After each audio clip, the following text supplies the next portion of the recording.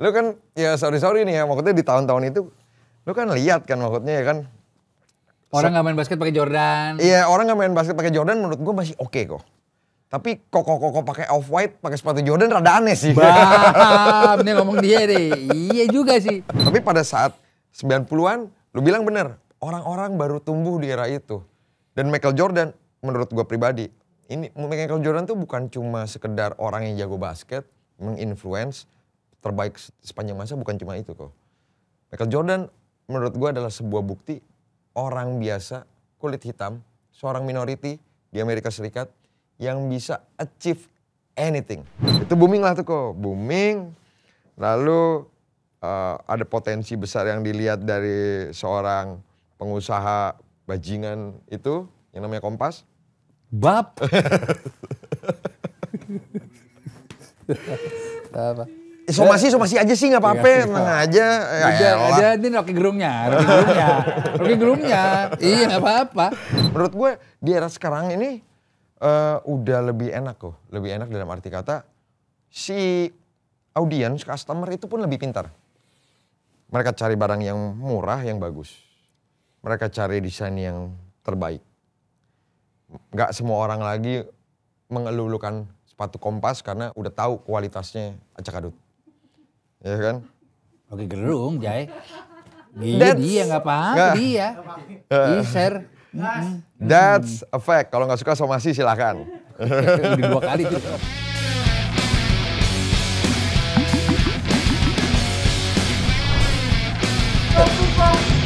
Terakhir gue ngobrol sama Iser di podcast Local Fest. Iya.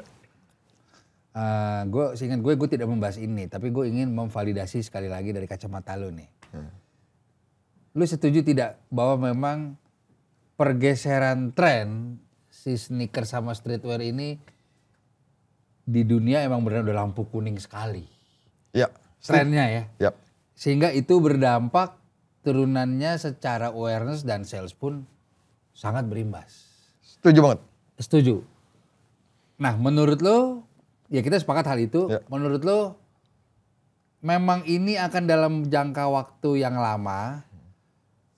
Di sisi lain juga, apakah di Indonesia culture itu berbeda, Sir? Apakah di Indonesia hidup-hidup aja ke sih kok? Enggak juga, atau bagaimana? Kalau menurut gue salah satu faktor paling kuat yang mempengaruhi ini itu sebenarnya, ini gue selalu punya apa ya, analisa gembel gue sendiri ya kan. Dan boleh di sini belum? Siap. Dan gue selalu percaya bahwa apapun yang mempengaruhi seluruh dunia itu dimulai dari musik. Jadi inget nggak waktu back in the day ini 2015 gitu ya, tiba-tiba semua orang back to sneakers, itu dimulai dari Kanye dengan albumnya dia, dan nguasain kayak tertingginya lah ya. Betul, dia dapat penghargaan semua dan everything about hip hop dan turunan hip hop bangkit. Setuju. Oh iya betul. Iya, elemen-elemen itu yang mempengaruhi bahwa ternyata di streetwear itu bukan dipengaruhi dari hip hop aja, ada skateboard, ada musik juga, ada mungkin BMX dan lain-lain gitu. Jadi dari 2015 itu gue ngerasa bahwa si culture ini tuh jadi baru untuk orang-orang, khususnya untuk orang-orang menengah ke atas. Mereka ngerasa kayak, ternyata gaya seperti ini tuh bisa dipakai untuk kelihatan levis juga, untuk kelihatan untuk orang-orang berduit juga. Dan akhirnya karena dicintai oleh begitu banyak orang, dieksploitasi tuh kok. Iya, pastinya. Pastinya. Semua yang dieksploitasi kita tahu sendirilah. Orang-orang akhirnya jadi mungkin dari yang nggak suka, nggak benar-benar suka jadi beli, dan akhirnya baru nyadarin setelah beberapa tahun kemudian, anjing gue nggak cocok kali ya. Lu kan ya sorry nih ya, maksudnya di tahun-tahun itu lu kan lihat kan maksudnya ya kan. Orang nggak main basket pakai Jordan. Iya, orang nggak main basket pakai Jordan menurut gue masih oke kok. Tapi koko pakai Off-White, pakai sepatu Jordan rada aneh sih. Bam, nih ngomong dia deh. Iya juga sih. Tapi betul nggak? Iya. Terus tiba-tiba yang ada segeng semuanya pakai Marcelo Burlon. Iya. Nggak ada yang salah sama sekali. Menurut gue nggak ada yang salah. Cuma akhirnya mereka sendiri kan yang mulai. Ini bukan kita deh. Iya, ini bukan kita deh. Kita kayaknya kemakan tren deh. Dan akhirnya mulai berganti. Nah kalau lu perhatiin kenapa streetwear dunianya akhirnya tenggelam juga kok. Karena jujur ya, mungkin untuk bertahun-tahun, kita udah hidup udah hampir 40 tahun ya kok ya. Iya. Dan baru kali ini gue ngerasain ada satu fenomena baru yang namanya K-pop. Ya. Korean pop. Dan mungkin karena belum pernah terjadi di kehidupan, maksudnya di selama kehidupan ini belum ada nih fenomena ini. Mungkin gue sendiri pun juga jadi cukup kebingungan apa sih yang sekarang jadi trendsetter gitu loh. Karena gue pribadi misalkan, gue tahu banyak banget pecinta K-pop, gokil-gokil banget, militan banget. Pasti. Tapi buat gue yang nggak ngerti K-pop, gue juga nggak tahu. Jujur gue nggak tahu mereka pakai apa sih gitu loh. Yang gue tahu ya mungkin yang brand-brand terakhir yang terkenal kayak Acme, De La Vie. Yeah. Itu pun gue tahu gue nggak ngerti gitu loh esensinya. Jadi nggak bisa gue bilang apa ya? Nggak. Karena dipakai artis K-pop kan? Iya, karena dia dipakai artis K-pop dan kita nggak ngerti, akhirnya jadi kita bingung. Dan gue rasa situasi di saat ini pun kenapa industrinya lagi bergejolak karena ada kebingungan itu. Itu analisa gembel gue. Mungkin aja gue salah. Gue menerjemahkan begini, bisa gak Sher? Sesimpel top tier influencer dunia dalam makna sebenarnya saat ini misalnya K-pop dengan BTS, Blackpink dan kawan-kawan. Kayak contoh lah, ya Labubu karena Lisa. Betul. Pakai. Nah si top tier ini kebetulan mungkin sudah tidak make si streetwear-streetwearan. Betul, juga. Betul. Karena mereka punya gayanya sendiri kan. Itu dia maksud gue. Nah itu, gayanya itu dan mungkin kita kan bukan, mungkin ya gue tahu Blackpink lah. Ya kan? Tapi jujur dari misalkan ada beberapa, dia kan K-popnya itu di Blackpink kan ada berapa personel ya? 4 ya, ada 4. Gue tuh tahu Jennie sama Lisa itu. Gue jujur Lisa sayang gue. Sayang. Gue follow jujur. Follow. Kalau gue gara-gara anak gue kok. Oke. Anak gue tuh yang kasih tau gue ini Jennie nih Lisa, tapi jujur gue juga nggak tahu. Makanya kan kita aja nih maksudnya yang cukup ngamatin bisa mungkin nggak apa ya, bukan nggak cocok sih, tapi memang bukan kita ya. Kita biasa yang suka dengerin band kan maksudnya untuk boy band dan girl band mungkin kurang ngeliatin nih. Secara musikalitasnya. Ya, secara musiknya gitu kan. Jadi kita pun nggak terlalu ngikutin gayanya. Ya kan, jadi gimana ya, bukannya mereka nggak pakai streetwear. Awal-awal pun juga mereka pakai, mungkin ada juga yang masih pakai sampai saat ini kan. Iya. Cuma ya influence mereka itu akhirnya nggak nyampe sama kita nih. Karena kita nggak terlalu ngikutin gitu. Tapi kalau pada saat itu kayaknya itu global man. Kayaknya iya. Iya nggak sih? Kayaknya iya. Lu pergi kemanapun ke kafe, ya biarpun kayak sekarang lah ya. Di kafe-kafe ya pada saat itu ada kayaknya, di saat ini ada Blackpink. Dengan keluar Yeezy saat itu ya. Iya, dengan fenomena Yeezy pada saat itu. Iya. Itu kayak benar-benar mengglobal, musik, lifestyle jadi satu. Gue nggak bilang Kanye lebih baik ataupun Lisa dan Blackpinknya lebih baik gitu. Tapi menurut gue tiap era tuh, tiap beberapa tahun tuh memang punya eranya masing-masing.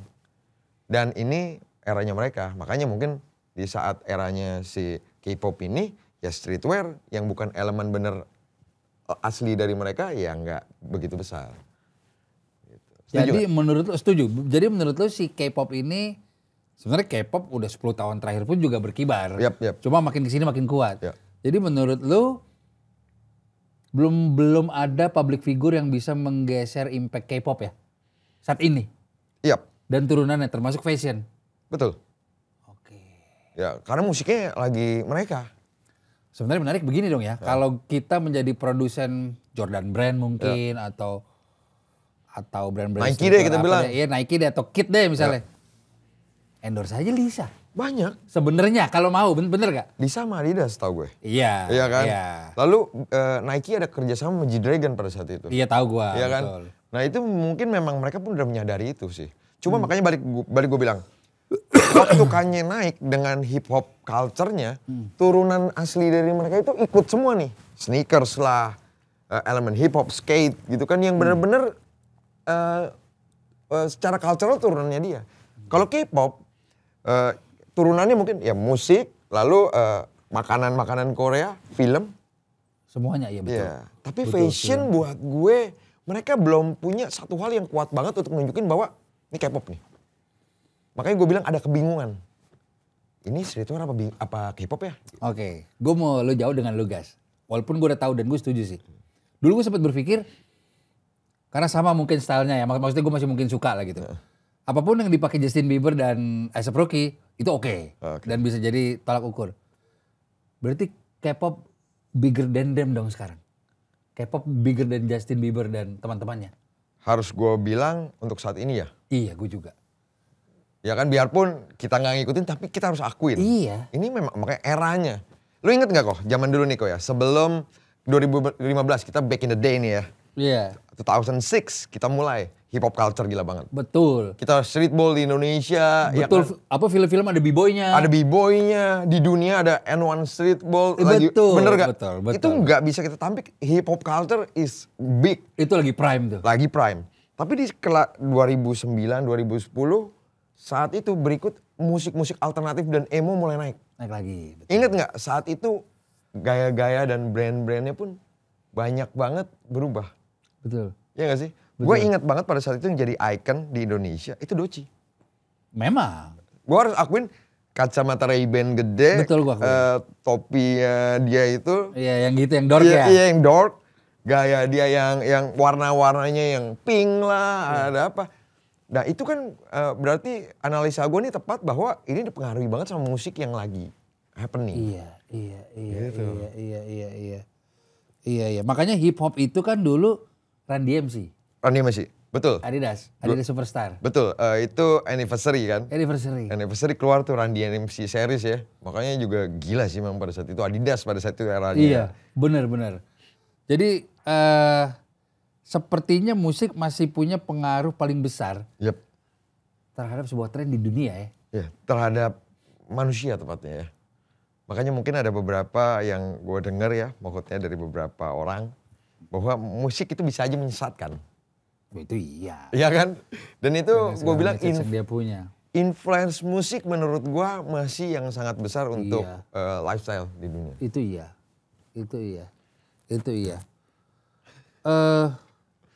Musik memang mungkin punya hal emosional yang timeless ya. Yep. Kita lagi sedih dengerin musik, lagi senang dengerin musik dan lain-lain. Tapi kita bergeser sedikit dan berandai-andai. Apabila ada kategori lain yang bisa kasih impact juga tidak kalah besar deh. Gak perlu sebesar musik. Gue punya bayangan. Kalau lu apa? Ini musik nih, iya. Iya itu udah tuh. Ini ada nih kok, ada sebuah industri. Dia juga berpotensi bisa menggerakkan tren loh. Menggerakkan tren ya? Iya. Bahkan beberapa momen bisa dibilang sudah dibuktikan. Oh ya? Cuma kalau ini solid. Gue percaya, ini yang gue percaya, automotive industry bener ya, kalau buat gue. Tapi memang belum pernah ada yang meledak-meledak banget. Oke. Maksudnya dalam arti konteks, karena mungkin nggak menyeluruh kok. Musik itu kan lu bisa nggak punya duit, masih tetap bisa dengerin. Iya. Tapi kalau kita mau nongkrong otomotif, nggak punya duit, kita nggak punya motor, nggak punya mobil, ya bingung kan. Tapi gue nggak tahu nih maksudnya elemen apa sih maksudnya. Iya mirip. Sport. Ya. Sport. Ya. Lu nanya, apa kok tadi lu bilang pernah ada di era Jordan? Jordan pernah menghipnotis. Share, nah gue perlu validasi di depan dia. Asik. Gue mah kalau validasi mah depan dia aja. Salah satunya, gue pernah berpendapat begini. Lu setuju apa enggak? Kenapa Michael Jordan itu juga didewakan oleh Godfather street culture dan streetwear? Oke. Anabel gua, Godfather streetwear dan street culture ini besarnya di era 90-an. Setuju. Gue gak pernah baca ini di Google, cuma ini analisa gue. Jadi Virgil Abloh, semua look up ke dia. Yep. Nah jadi di saat regenerasi streetwear yang sangat tipis dan hampir tidak ada ini, itu putus udah. Goat-nya ya Jordan, lu setuju?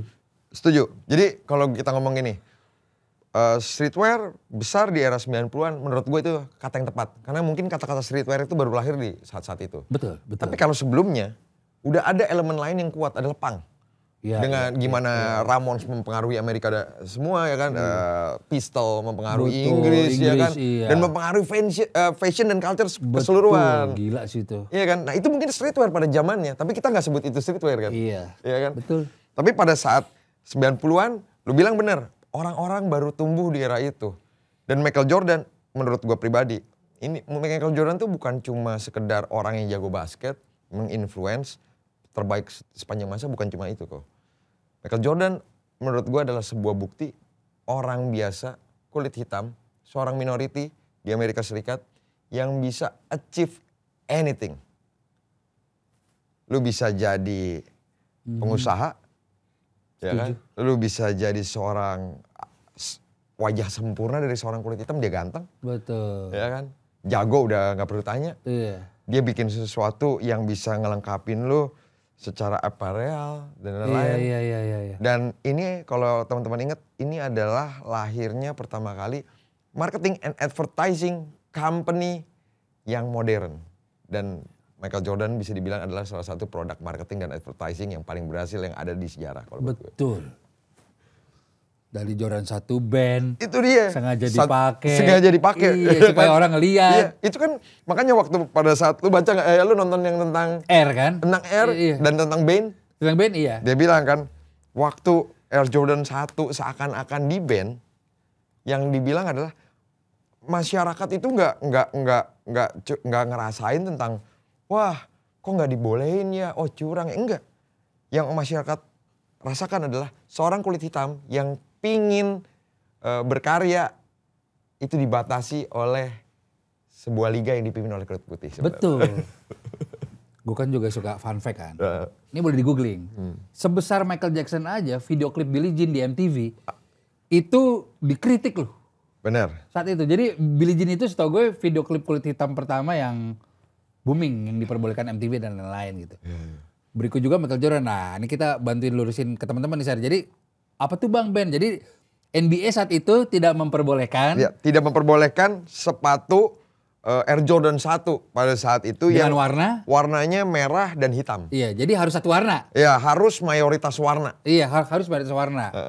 Tim marketingnya pinter. Iya, wah nggak boleh nih. Dipakai aja gue bayar denda supaya diomongin dan jadi disorot terus sama National TV. Betul. Seakan-akan NBA tidak memperbolehkan Nike mengeluarkan dan Chicago Bulls gitu ya. Iya. Tidak boleh pokoknya nih orang pakai nih gitu. Padahal mah sebenarnya yang salah ya Nike. Nike udah tahu aturannya diajar terus.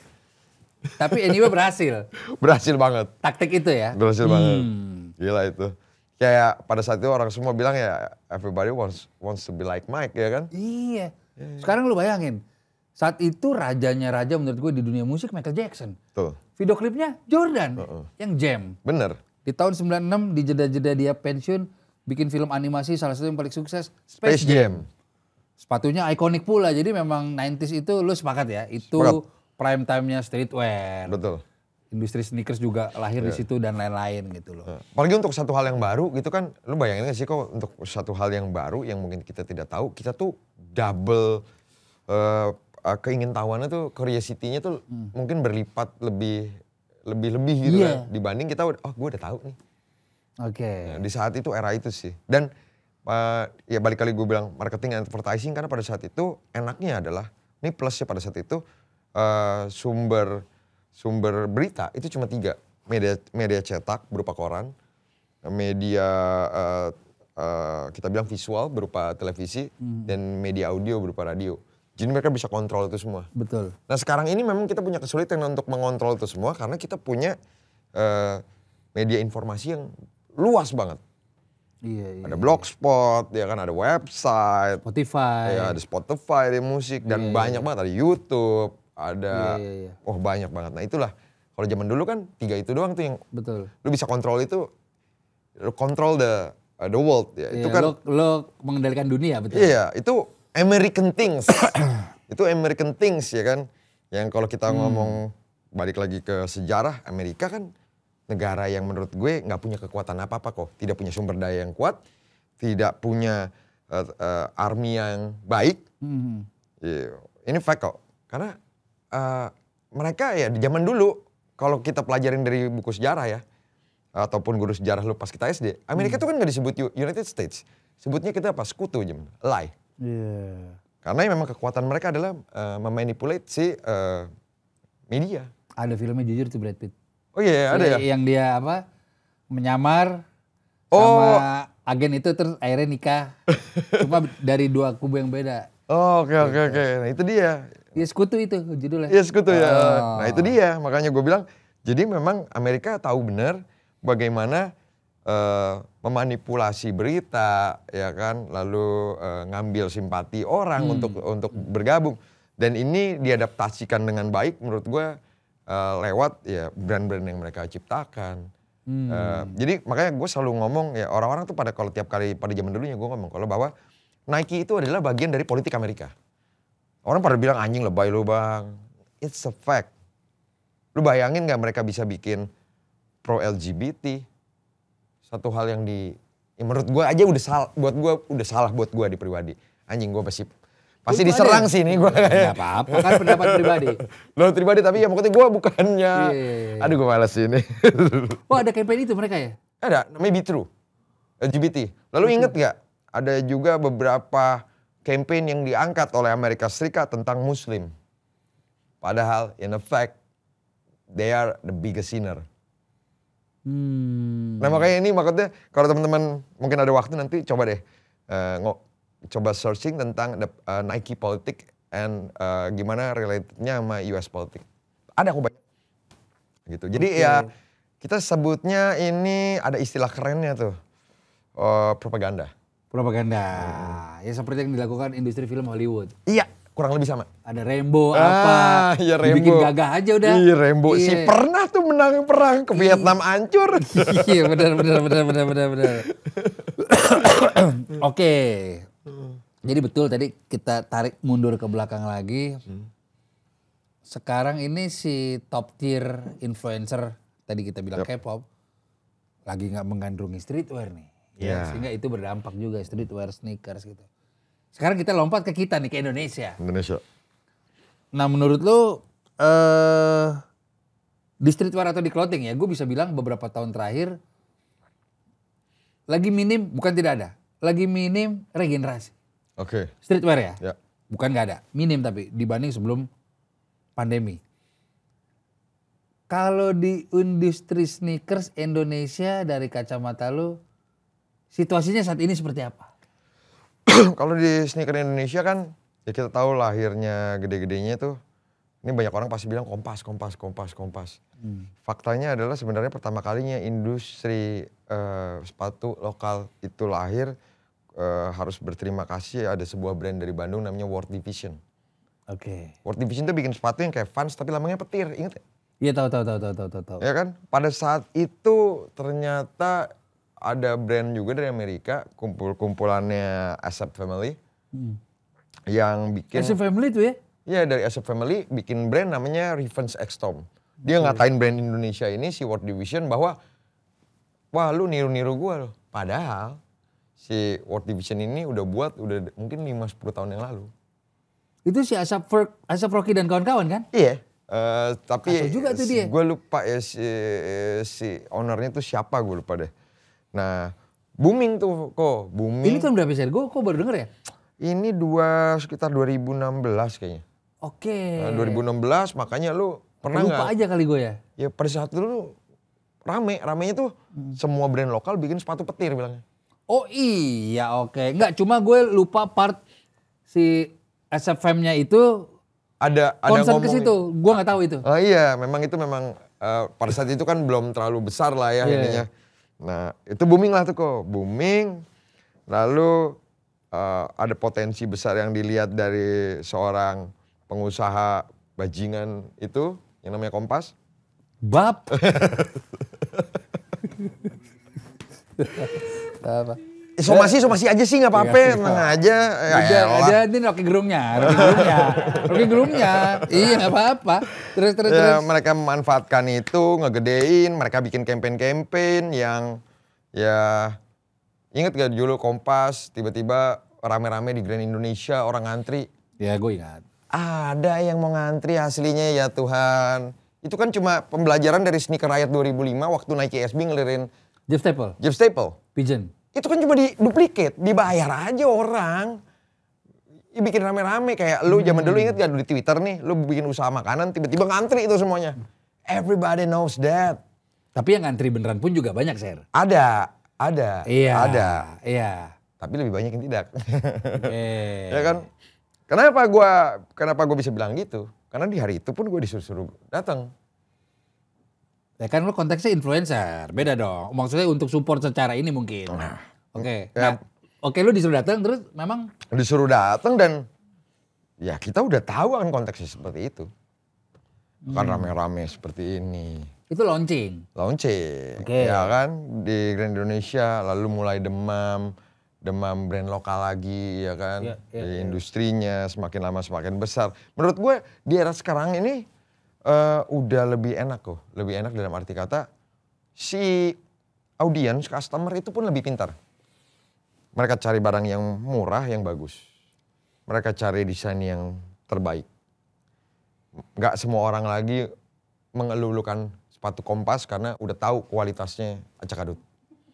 Ya kan? Oke gerung, Jay. Dia nggak apa-apa, dia. Share. That's a fact. Kalau nggak suka somasi silakan. Udah 2 kali tidak ngomong gitu. Oke. Ya supaya kok, ya maksudnya karena kalau kata-kata ini nggak bisa gue buktikan, akhirnya kan mungkin jadi fitnah kan. Mungkin nanti teman-teman yang setuju bahwa kualitasnya jelek, desainnya juga nggak original amat, komen aja, kan udah kebukti, ya kan nanti, ya kan. Nah, rame kan tapi kan jadi rame, iya. Oke, jadi lo concern ke quality-nya sebenarnya. Ya ke quality, ke cara mereka. Mereka awalnya itu tau nggak, sepatu Kompas itu banyak dapat attention karena si desainernya si Aji ini ngerasa desain dia ditiru oleh brand lain. Jadi ada misal waktu zaman dulu di sini tuh ada namanya kita bilang side bumper lah kita bilang istilahnya, bulat. Terus tiba-tiba sama di dalam sini juga ada buletan gitu. Dibikin juga sama brand lokal lainnya. Wah dia bikin di Instastory ngatain, tolong di take down. Itu desain saya. Astaga Tuhan. Nanti gue bisa kasih lihat 10 desain dari sepatu yang udah lama ada yang ada begitunya. Jadi pencuri ngatain pencuri. It's a funny things dengan alasannya semuanya itu bahwa nothing new under the sun. Bener, nothing new under the sun, bener. Gue percaya banget, bahkan brand kayak Converse pun ngikutin Pro-Keds, brand kayak Nike pun ngikutin, Air Jordan 1 aja deh kita bilang ngikutin era-eranya pada saat itu, sepatu leather, Converse Weapon dan lain-lain. Lalu udah betting ape sama Air Force One. Betting ape, Air Force One, ya memang bener, cuma maksud gue cuma punya satu prinsip bahwa yang bedain pencuri, ya kan, sama bajingan, itu cuma etika. Jadi ada orang yang kalau inspired, terinspirasi, mereka akan ngomong terinspirasi dari mana kok. Tapi kalau ya bajingan pencuri ya, mereka akan lebih anjing yang Pertamina minyak oplosan itu sih. Wah. Itu sih gue enggak tuh. Apaan tuh? Tapi bibit-bibit orang itu yang cocok di sono nantinya tuh memang. Jadi bibit-bibit kalau gue tuh lucunya gini. Kalau di Pertamina kan nyurinya triliunan. Iya. Jadi biarpun nyolong tetap keluarganya tetap support tuh. Enggak, tapi kita isi bensinnya kita itu sih gue kacau sih tuh. Oke. Intinya sama-sama anjing, gue nggak lihat skala gede dan kecil. Iya. The same shit, same person, same type of people gitu lah. Iya. Maksudnya pada saat itu dulunya tuh kan maksudnya kata-kataan nih kok. Jadi kayak seakan-akan dia udah si desainer Kompas ini Aji Handoko Purbo, ya kan? Dia bilang bahwa desainnya dia itu original. Dia nggak suka orang lain niru-niru dia. Sedangkan desain yang dia gunakan adalah desain-desain juga yang udah ada. Nah ini kan sebuah hal yang lucu. Tapi beruntungnya hal itu yang bikin semangat orang-orang di Indonesia, khususnya para pelaku industri di alas kaki, yang kebakaran jenggot. Untuk bikin produk serupa yang lebih baik? Bukan, untuk bikin produk yang lebih baik. Untuk produk yang lebih baik, oke. Ya, kalau serupa, soalnya ya susah juga ya niru Kompas jelek, maksudnya terus desainnya begitu juga. Ini AC bisa didikit lagi dong? Kayaknya agak ini ya maksudnya. Ini kita harus ngomongin ini faktanya ya kan. Tapi begini, oke. Tapi kalau gue tidak mau menampik tadi pendapat di part itu, dan memang jujur gue kayaknya pernah bilang juga ke Aji secara langsung, ada lu momen Ji, gue suka kalau nggak salah mereka ada apa Velocity ya, yang agak tebel bawahnya. Kalau gue lupa deh ya kalau nggak salah. Itu gue minta tuh, nggak dapet jujur. Ji, gue harus gimana nih Ji? Gue suka loh saat itu, gitu belum ada Kangki dan lain. Jadi memang gue sempet mempertanyakan distribusi sepatu lu nih, kok temen gue yang itu dapet deh, segala macam. Saat itu, cuma kan gue nggak tahu dapurnya seperti apa. Oh, kalau lu minta sekarang pasti dikasih kok. Enggak, gue mau kasih tahu kan dasarnya. Sekarang lu Wancoy, Green Boy ini lagi di sini nih. Pasti dikasih. Lu dulu berarti kurang lu dulu. Belum di level itu tuh lu tuh. Gimana? Gue cabut dulu dah. Gak. Gue gak deh alasannya memang saat itu, tapi waktu itu kalau gak salah. Tapi jujur lu ngerasain gitu juga kan? Enggak saat itu karena gue memang mungkin gue literally follow-followan, cuma emang gak pernah ngobrol samsek sama segala macam. Ya gue gak tahu kalau posisi gitu gue bodo amat, tapi memang gue minta di saat semingguan setelah rilis saat sama Temple tuh kalau gak salah. Kok coba lu cross check ke Sony tuh masih ada gak? Emang beneran habis saat itu. Cuma maksud gue, kayak bulan depannya repeat deh, kok gak ingat gue ya. Cuma udah. Cuma maksud gue sempat mempertanyakan itu ke tapi sejak Anji, lu punya Warkopolim dia dateng kan ke tempat lu. itu iya. Iya. Gak Tiger, dia ini terus ya, agak tepi jurang ya. Tapi gak apa-apa, saya menikmati ini gitu. Tapi anyway, menurut gue gini. Taruhlah Kompas, ini menarik nih. Gue berusaha belok ini anjing juga emang. Dia itu mungkin Conor McGregor-nya. Bisa jadi nggak ada masalah. Bener gak? Karena gue bilang gini. Anyway kita perlu apapun namanya antagonis. Makanya itu gue bilang. Perlu. Faktanya adalah bahwa mereka yang bikin sparks-nya orang-orang kebakaran jenggot. Mereka yang bikin apinya. Nah orang-orang kayak gue yang akan berusaha madamin mereka. Bau. Ya, itu. Dipadamin gak tuh? Itu ya kan. Dan tapi itu lo harus akui secara storytelling dan lain-lain mereka oke. Secara advertising, secara marketing, mereka baik dan punya momentum yang sangat tepat. Banyak brand yang punya tim seperti itu tapi tidak dapetin momentum yang tepat gitu loh. Jadi wall package lah, blast lah mereka dapat ini. Iya. Tapi tunggu ya, sabar. Jay, dia memilih kata-katanya baik Jay, bukan bagus. Baik aja, baik itu kalau nilai rapot 6 tuh gitu. Kan bagus, orang mah bagus, tapi dia baik. Kayak gue baik, orang baik gitu.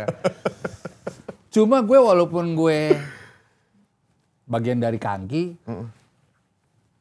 ini kalau dari mulut gue nih, gue tidak membantah. Tadi gue menyimak saja lah apa tadi opini lo. Gue harus akui Kompas secara positioning ya. Terus terang gue gak bisa baca quality, gue gak pernah punya. Kompas still a monster. Secara positioning di Indonesia. Secara advertising dan marketing. Iyalah. Karena gini, kalau kita mau ngomong monster, itu barometernya apa? Contohnya, penjualan lu berapa sih? Dia sih. Iya dong. Bener, dia sih gitu ya. Enggak dong. Maksudnya gitu ya. Iya sih. Iya kan, coba. Aduh, kalau dilihat kayak gitu, ntar nih yang pas nonton nih ada Mas Yuda dari Ortus ketawa dia. Haha gitu. Ko Alfon dari Kangki, Kompas monster. Aduh, katanya kan. Ini kan positioning gue bilang. Oh, secara position, makanya gue bilang advertising dan marketing. Iya, positioning ya. Iya. Tapi gue gak tau dapur dia ya. Makanya kalau monsternya berupa itu, dia adalah yang mungkin yang akhirnya pada saat itu kan nggak ada yang mikirin gitu. Di zaman dulu nih ya, kita punya merek-merek sepatu yang udah gede banget dari tahun ke tahun. Ada Eagle, Ardiles, ada Kodachi dan lain-lain. Mereka itu karena pasarnya adalah kita bilang traditional market, mereka kan nggak mikirin advertising, marketing. Mereka, konvensional. Mereka pikirin tentang distribusi tadi. Betul. Nah makanya menjawab pertanyaan lu ini brand sepatu distribusinya gimana? Karena si Kompas ini mikirin advertising dan marketing dan advertising, mereka lupa tuh kalau ternyata butuh distribusi. Itu yang akhirnya lu pikirin, ini gimana sih? Gitu. Nah ini MAP gak mau narik dia ya? Enggak beneran loh, maksud gue ini kan, gue sih kalau jadi Nike Asia Pasifik sih, Isar we need to talk. We need to hire you. Bandel aja kali ya, bandel absen agak kurang. Bukan itu. Kadang-kadang kan orang selalu ngelihat gua kan kayak anjing bacotnya kayak gitu lagi nih orang ya kan, kelakuannya kayak gitu lagi mabok mulu ya kan. Tapi teman-teman ingat nggak, setiap brand sepatu internasional nyiptain sebuah campaign, kenapa gue selalu ada? Justru maksud gue Iya itu, kan? dengan point of view lo yang lo punya, maksud gue tuh lo harusnya Di dalam ya? di dalam. Dengan, ya iya saat itu. Gue gak bisa bahasa Inggris kok. Jeff Staple pertama kali kesini kan. Gue juga. Iya gue inget tuh, di Pacific Place kan. Iya, terus gue kayak, Jeff Staple siapa ya? Gue gak mau gue. Gak lah, gak. Lu gak bisa bahasa Inggris. Udah ya, lu jangan lupakan teman kita Wancoy. Iya, dia bahasa Inggris bisa udah gelas ke-7 aja. Jalan, life goes on, tenang aja. Mereka yang akan menyesuaikan lu. Gitu. Duniawi worldwide tuh dia. Itu gue ada sama tau. Worldwide apa ada mulut lu? Duniawi worldwide. Dunia coy. Iya kok, kata dia gitu. Kita bergeser sedikit. Ya. Bicara soal regenerasi. Regenerasi. Jadi gue memang. Oh ya tadi kalau pertanyaannya itu ya, Apa tuh? kenapa nggak ada regenerasi sekarang gitu ya? Iya. Nah ini nih nyambung nih. Nih menurut gue gini, memang udah beda minat gitu loh. Jadi kemarin gue nonton podcastnya Kemal sama Ferry Irwandi ya. Malaka ya, dia bilang.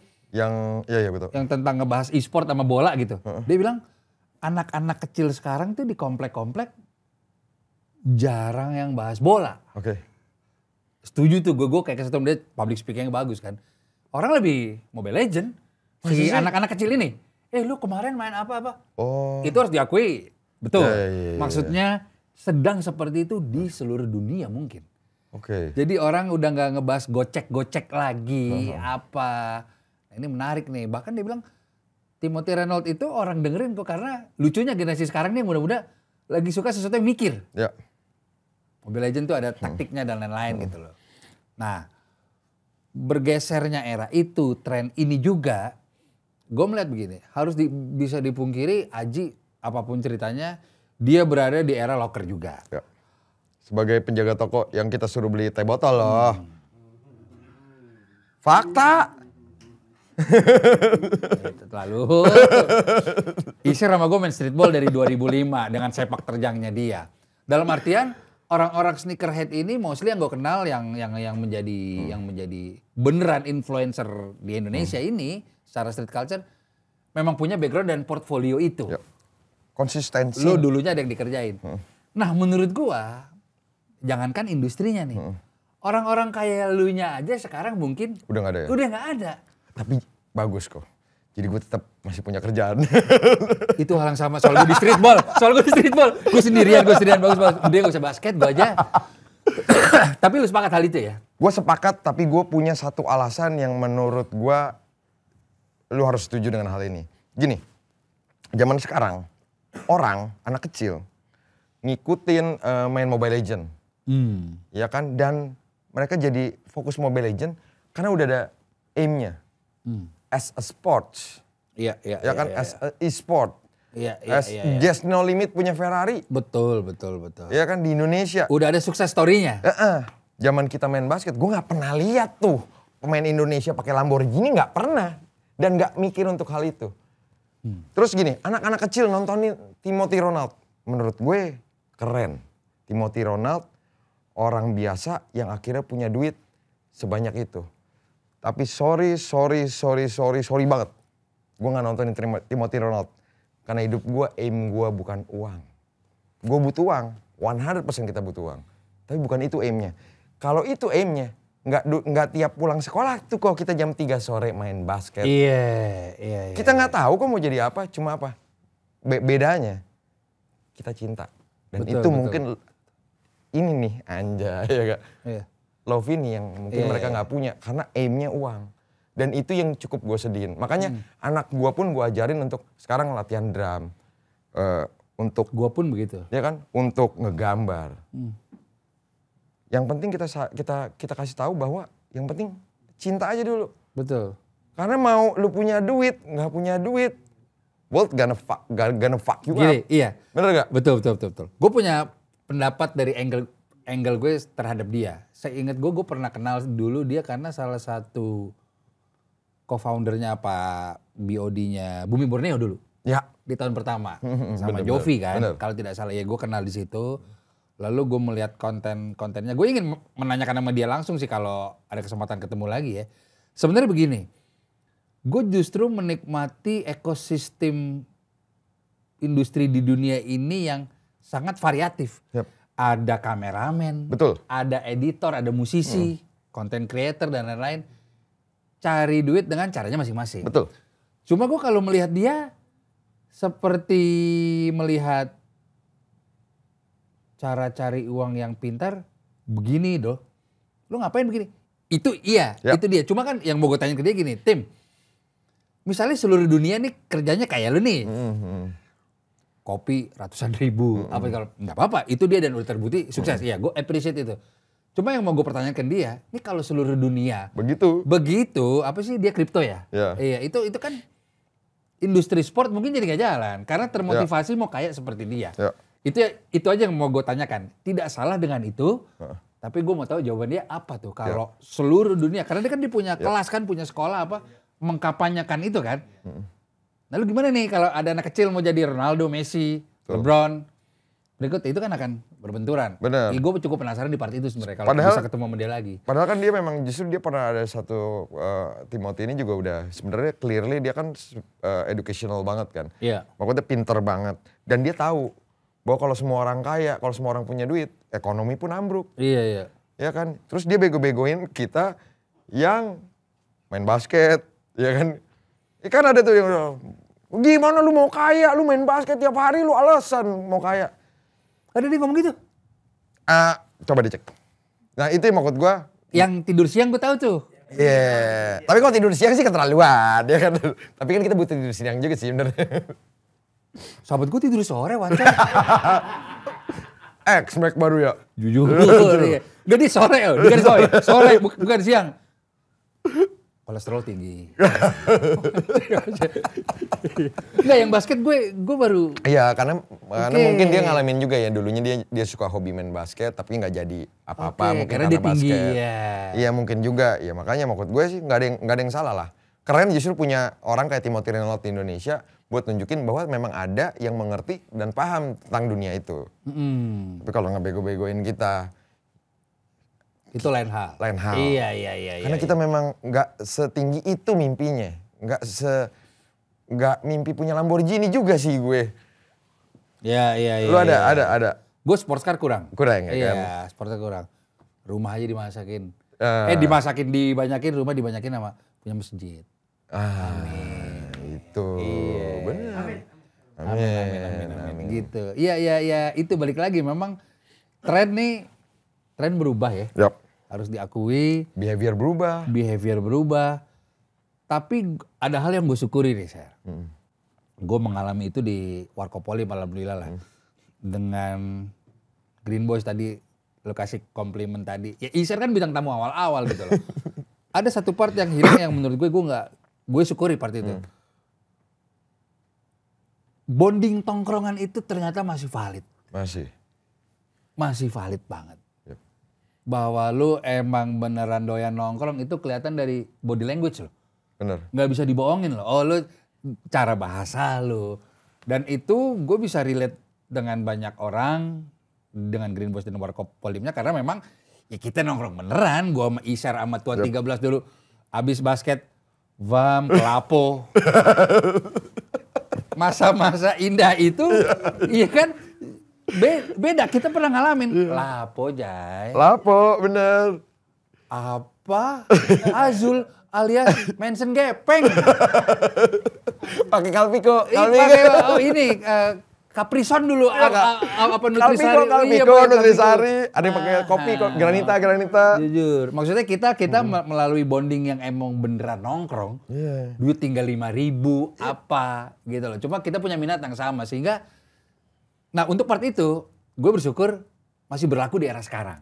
Amin ya. Iya lu nongkrong itu Gen Z tuh masih begitu. Jadi relate lah bang, gue nonton Green Boys tuh karena kita begitu kalau lagi nongkrong apa. Oh berarti untuk part itu sebenarnya untuk dari sisi awareness, trend masih bisa diarahin tuh sebenarnya. Karena gue mengalami hal itu sih.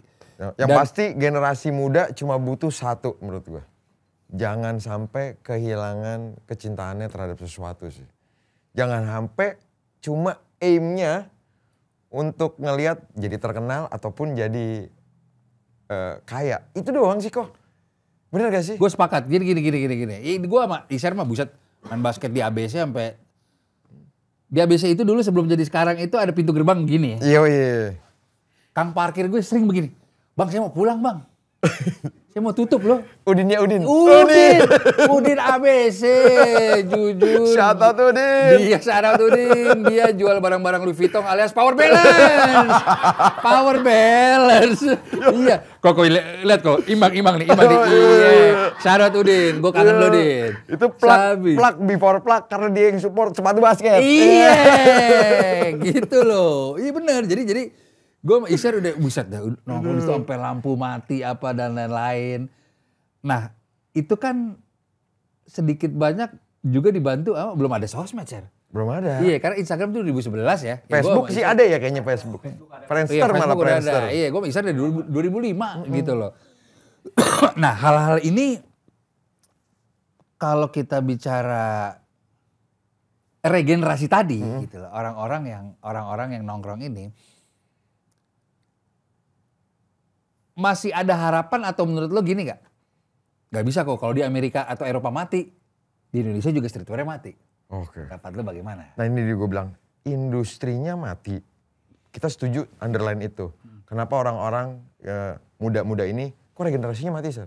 Iya sedikit mati suri lah. Ya, kalau gue bilang memang mati karena industrinya berkembang, banyak banget yang tumbuh dan banyak juga yang akhirnya ngalamin kita bilang kegagalan lah ya. Oke. Ya kan? Tapi jangan salah kok. Tapi as a street activation nggak mati kok. Iya itu iya. Ya nggak. Dan malah makin besar, makin teredukasi, makin gede dengan cara underground mereka. Dan itu yang gue bilang nanti ada masanya waktu ini comeback lagi bakal lebih gila lagi kok. Itu gue yakin. Dan anak-anak muda ini jangan salah. Gue udah ngelihat satu orang ya brand. Ini anak bocah, namanya Ilham Yuda. Dia punya brand namanya Kale. Oke. Ya kan, banyak orang ngatain dia karena, wah niru Cortez. Ini apa? Cortez dari UK ya? Dari UK. Gua ngelihat dia ngobrol sama Ilham. Jakarta Sir? Jakarta. Ngobrol dan tanya tentang inspirasi dia buat dan lain-lain. Pertama gue pikir nih anak laki bastard nih anak. Tapi waktu gue ngobrol sama dia kasih tahu gue tentang apa yang dia buat, ngegedein komunitinya sendiri. Brand ngegedein community, gue sampai bingung. Ngegedein community gimana sih? Temen nongkrong waktu itu gitu kan. Iya. Waktu dia kasih tahu, anjing, genius. Ini orang pinter. Dan makanya kalau gue bilang. Itu yang sempat bikin gamis bukan? Bukan? Iya kan? Itu dia orangnya. Itu menurut gue, itu gambaran anak muda generasi kita berikutnya. Ini orang keren. Valid. Oke. Gitu. Dan gue yakin banyak banget nih nanti yang lebih gila-gila lagi. Oke. Gitu. Oke. Nah dia ini brandnya udah berapa tahun, Sir? Mungkin 3 ya baru. Baru 3 tahun. Oke baru 3 tahun. Dia sendiri ownernya? Ada beberapa? Sendiri dia. Oh, sendiri. Tapi benar-benar, wah cara dia manage community jadi kayak. Community-nya nah itu gue pernah. Nah bingung kan lo? Lo tau gak sih media sosial kayak Instagram itu punya, bisa bikin kayak grup, bisa bikin kayak community di sononya. Iya kan bener gak? Channel untuk community. Jadi lu bayangin gak waktu gue ngobrol sama dia bikin brandnya disukain, dia bikin komunitasnya kayak forum di dalam media sosial mereka. Oke. Gunanya buat apa kok? Gunanya buat kalau orang beli terus nggak dapet kan karena dijual limited, barang yang nggak dapet mereka bisa ngobrol di sana, bisa tukar-tukaran, bisa jual beli. Nggak kepikiran kok. Yang dia manage sendiri loh di dalam platformnya. Itu baru sebagian kecil yang dia cerita ke gue yakin dia nggak cerita semuanya. Ini makanya gue bilang ini anak hebat kok. Gitu loh. Ini kan di luar kita ya kan, maksudnya kita kan dari dulu ya maksudnya kita jualan produk kan kita taunya cuma ya udah jualan, kita bikin produk yang bagus, desain yang bagus, presentasi yang bagus, titik distribusi yang banyak, benar gak? Dia mikirin itunya. Lucu sih menurut gua, menarik. Oke. Ada offline store ya? Belum, dia nggak mau. Oke. Jadi dia sengaja nggak mau bikin offline store dan dia punya alasan tersendiri. Gitu. Kemarin dia baru pop up, gua lihat dia di Malaysia. Ramai banget juga kok. Oke. Hebat lah, gua akuin hebat. Iya. Jadi memang sebenarnya bukan nggak ada ya, tapi Bukan memang nggak regenerasi nggak sebanyak kita dulu. Betul. Secara Atau ada satu sudut yang gini, kitanya menua nih kok. betul. Jadinya gapnya kita terlalu jauh, seakan-akan kita nggak ngelihat. Karena belum terlalu besar di atas-atasnya gitu loh. Di media sosial belum masif. Iya. Tapi begini juga Sir, tadi lo compare sama e-sport. Ada sukses story di situ, betul. Just No Limit punya mobil sport car. Sepertinya beberapa tahun terakhir belum ada hero baru di industri clothing lain yang bisa berimpact ke bawah. Gue mau seperti kakak itu. Ya, benar. Baru ya, maksud gue itu. Ya tapi anyway bagus sih. Kalau emang ada orang-orang seperti dia tuh bisa nge-boosting lagi dan lain-lain. Jadi bisa hidup lagi. Bener, setuju gue. Terus jangan kita lupain ada satu sosok pahlawan yang lahir di era baru ini. Nah gue demen nih kalau begini-gini nih, sosok. Siapa ke dia? Wancoy. Jelas. Gue kan mempelajari banget, inget gak waktu pertama kali Wancoy datang yang kita podcast tuh, sebelum podcast ngobrol. Wancoy tuh nanya tuh, gue nggak ngerti tuh Sir, gue gimana nih ya ke depannya, ya kan dapat duitnya dari mana ya. Gue di hari itu, gue juga dengan kesuksesan Wancoy hari ini, gue cukup senang karena menyenangkan diri gue. Karena ternyata kurasi gue tuh tepat lagi. Gue bilang Wancoy, coy lu percaya sama gue coy. Di sini lu jokernya, lu bintangnya. Memang. Ini soccer field lu nih, ya kan. Dan duitnya ntar datang diri. Ketemu gue di Zodiac udah pakai Carhartt. Kan gimana tuh? Dari follower. Iya benar. Tapi gak apa-apa, benar. Sebenarnya ya lo gak perlu tanya betapa happy-nya gue sama Gofar lah, dia begini. Betul-betul, ya kita punya benang merah juga sama Ser sama Wancoy. Itu udah era, kalau lagu slang tuh lorong hitam tuh. Benang hitamku melayang menuju lorong hitam. Itu video Wancoy itu lagi begini.